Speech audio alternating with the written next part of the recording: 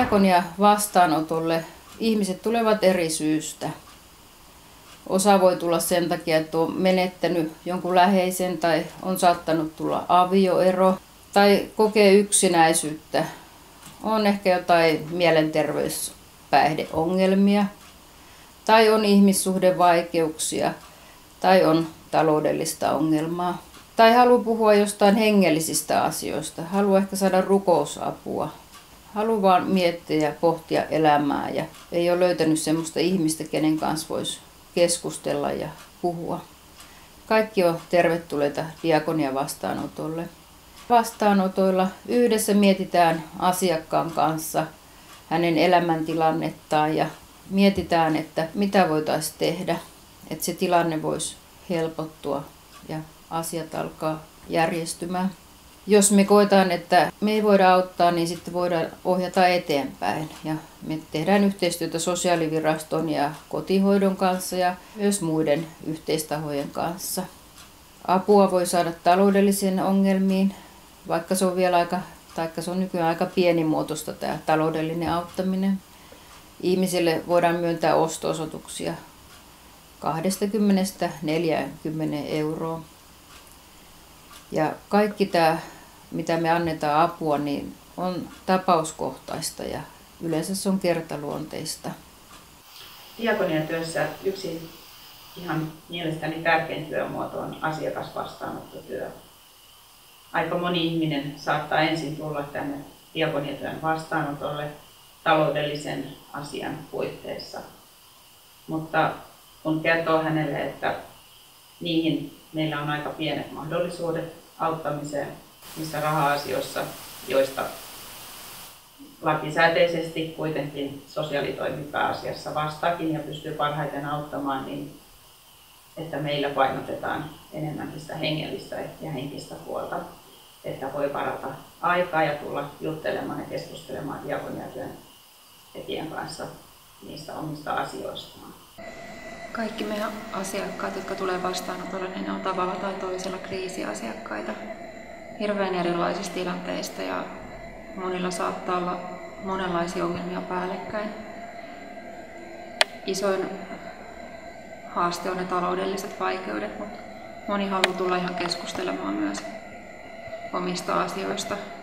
Tosi monenlaisia tilanteita ja taakkoja, joiden kanssa ihmiset ei jaksa yksin. Ja monesti siellä takana on myös sellaista hengellistä hätää ja hengellistä kaipausta. Me tavataan ihmisiä, jotka ei tulisi kirkkoon muihin tilaisuuksiin tai Jumalan palveluksiin. Ja monilla ihmisillä on sellaista kipua, että välittääkö Jumala musta, kun mun asiat on niin pielessä. Usein kuultu kysymys on se, että mitä pahaa mä oon tehnyt, koska Jumala mua näin rankaisee. Ihmisten se hätä ja pahoinvointi on monesti niin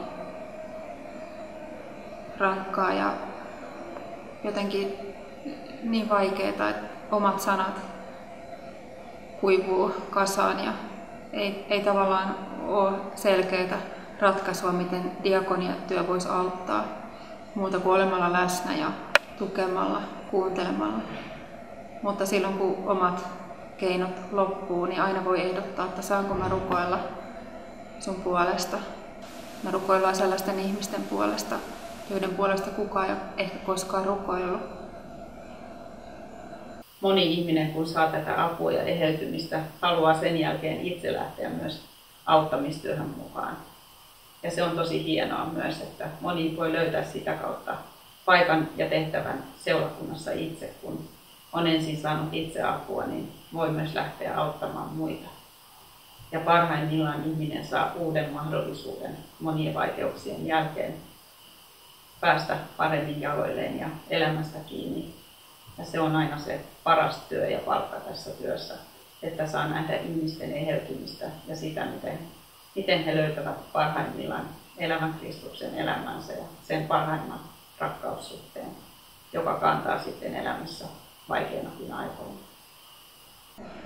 Mikään ei voikaan olla meistä työntekijöistä kiinni, vaan että kaikki asiat on lopulta Jumalan käsissä niin asiakkaiden elämässä kuin Myös se, että itse ei tarvitse kantaa taakkana näitä ihmisten kipeitä tilanteita, vaan ne voi jättää Jumalalle itsekin rukouksessa. Diakoniatyö on jatkuvan kehittämisen kohteena. Meidän asiakkaat on niitä, joita kukaan muu ei auta. Ja meidän on löydettävä ne keinot, joilla me pystytään heitä auttamaan.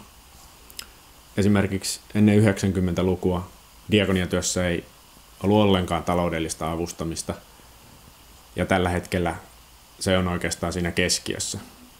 Diakoniatyössä myös alueelliset eroavaisuudet on suuria.